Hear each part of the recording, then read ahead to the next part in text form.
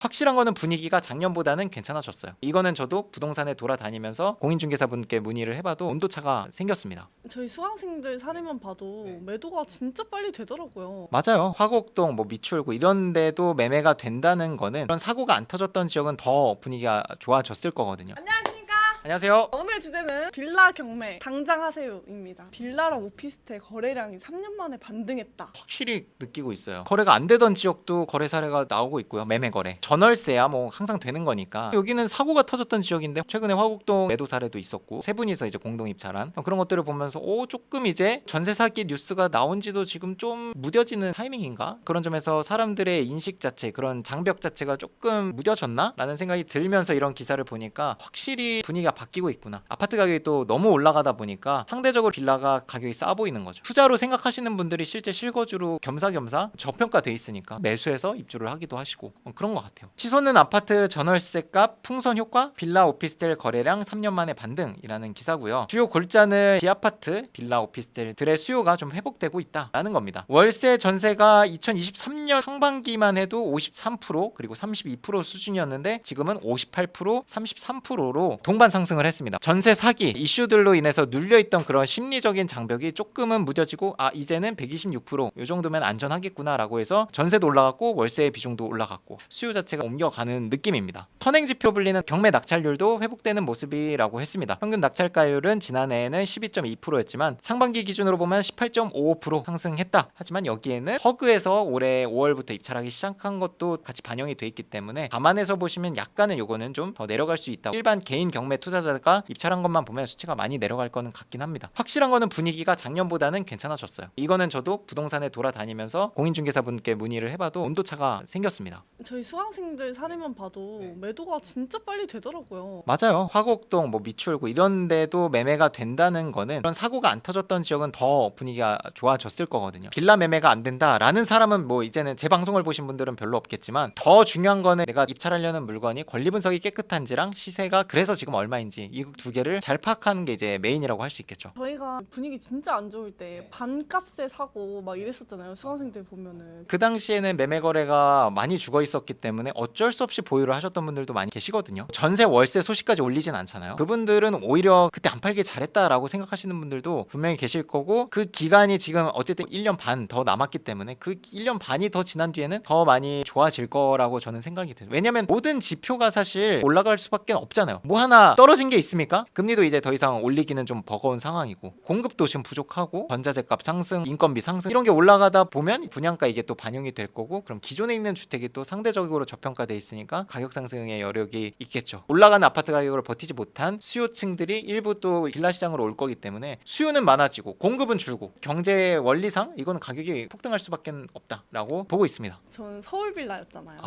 근데 예, 그때 예. 분위기가 요즘 생각했을 때 안 팔길 잘했다 이런 생각이 좀 들긴 해요. 몇 개월이 지났죠? 1년 됐어. 딱 1년 됐어요. 네, 벌써 지금 시점에서는 한번 가격 문의를 해봐도 되겠네요. 저는 보통 빠르면 6개월, 늦어도 한 1년 정도 사이에는 가격 조사를 한 번 더 해보는 편이거든요. 팔진 않았지만 내 자산이 상승했다라고 만족감을 느끼는 거죠. 동기부여를 시키는 거예요. 뭔가 내가 투자하면서 그런 때가 있거든요. 돈이 왜 계속 나가기만 하지? 그때마다 이제 내가 그동안 사놨던 부동산들이 가격이 어떻게 변했는지 보면 뿌듯한 때가 이제 99%죠. 훨씬 더 큰 돈을 한 번에 벌 수 있으니까 씨앗 뿌려놓고 새싹이 조금씩 자라서 열매를 맺었을 때 그 맛에 사실 키우는 거잖아요. 빌라 경매 수익화 전략이라고 하면 매매, 전세, 월세 이렇게 세 가지 중에 하나를 내가 해야 되니까 각자 전략을 말씀을 드리면 크게 봐서는 월세, 전세는 임차, 집을 빌려주는 거고 매도는 집을 파는 포지션이죠. 그래서 그거에 따라서 카테고리를 나눠볼 수 있을 것 같고 하나하나 좀 자세히 봐서 월세로 갖고 가는 건 어떤지 말씀을 드려보면 보유 포지션이기 때문에 월세를 주게 되는 순간 2년 동안은 내가 강제적으로 갖고 가는 거죠. 임차 계약을 2년 동안 하니까 어차피 매매를 안 할 거니까 매매 거래가 죽은 곳, 매매 거래가 죽어 있는 곳은 가격이 낮을 수밖에 없죠. 수요가 없다는 뜻이니까 매수하시는 분들이 그런 곳들을 좀 보시면 좋을 것 같긴 해요. 여러 번 방송에서도 얘기했던 인천 미추홀구나 강서구 화곡동 일반인들이 봤을 때 어떤 선입견이 있는 지역들 일시적으로 사고 때문에 가격이 낮아져 있는 지역 계속 반복이에요. 결국 부동산은 사이클이다 이렇게 얘기를 하는데 사이클인 걸 알아도 내가 그때 투자하지 않았으면 내가 이게 믿을 수가 없거든요. 현재 시점의 상황이 그냥 쭉 영원히 가는 줄 알아요. 되게 생각보다 급박하게 분위기가 바뀌거든요. 몇 개월 전만 해도 전세 사기라고 해서 뉴스 뉴스 헤드라인에 매일같이 나왔어요. 근데 지금 한동안 또 뜸하거든요. 근데 경매 물건은 계속적으로 나오고 있습니다. 1년이 채 안 됐는데도 벌써 전세 사기라고 하면은 약간 좀 옛날 얘기 같은 느낌이 들어요. 무뎌지게 되면서 제가 최근에 이제 경험한 바로는 이제 미추홀구나 화곡동에도 거래 사례가 나오기 시작하거든요. 그리고 부동산에 전화를 해봐도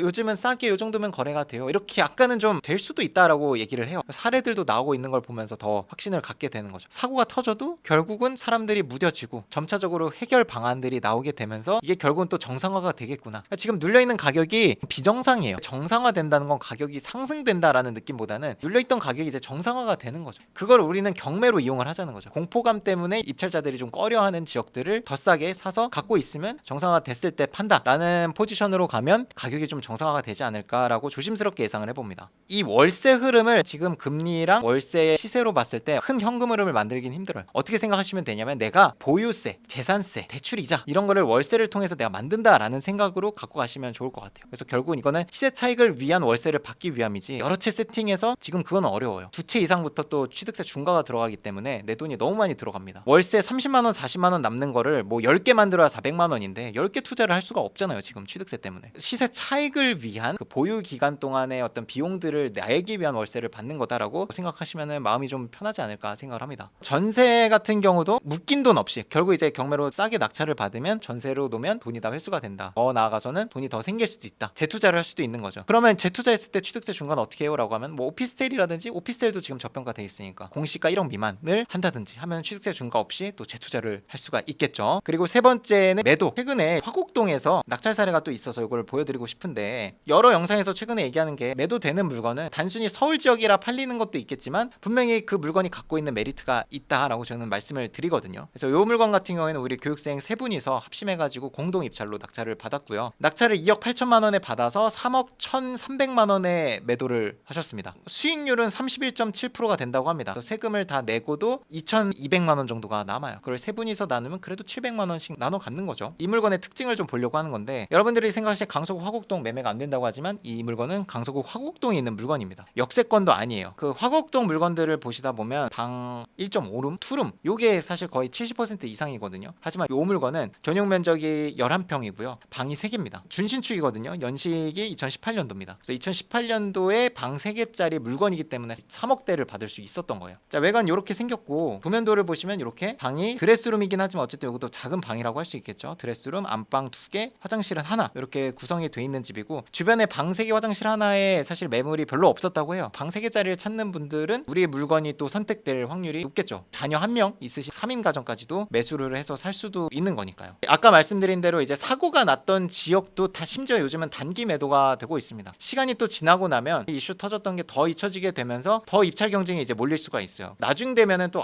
그때 투자할 걸 또 이 말씀 하실 거거든요. 이게 1년 전, 2년 전이랑 계속 반복되는 거예요. 그래도 용기가 안 생겨 하면은 한번 강의 들으러 오시면은 좋을 것 같아요. 뭐 강의료가 있기는 합니다만은 무조건 그 이상의 성과는 만들어 드리니까 영상으로나마 잘 전달이 됐으면 좋겠고 계속 바뀝니다. 작년에 얘기했던 아파트 입찰 지금 해야 된다라고 했을 때 지금 그때 나왔던 아파트들 지금 시세 보면은 다 뭐 몇천만 원씩 올라 있을걸요. 지금 와서 보면 그때가 또 후회되는 거잖아요. 또 후회하지 않으려면 지금 제가 말씀드리는 화곡동 이런 데를 좀 관심 있게 보시고 미추홀구도 나쁘지 않습니다. 사고가 다 수습이 되면 사람들이 지금 가격을 쓰지 않아요. 걱정거리가 없어졌기 때문에 몇천만 원을 더 얹어서 쓴단 말이죠. 계속 낙찰 사례 올려드리고 어떤 이슈가 생겼을 때 어떻게 해결을 하는지 올려드리는 게 못하고 계신 분들의 걱정거리일 수도 있거든요. 그런 것들을 우리가 같이 해결해주는 모습을 보면서 저런 걱정거리들을 같이 해결해주네. 그럼 나도 한번 해봐야겠다 이런 생각이 들고 자극을 넣어드리는 거죠. 너도 할 수 있다 이렇게. 요즘 소비자들이 진짜 똑똑해져가지고 이런 게 안 갖춰져 있으면은 그 강의가 50만 원짜리고 정말 싸도 신청을 안 해요. 비싸더라도 완벽한 걸 신청을 하지. 화이팅 하시죠. 화이팅!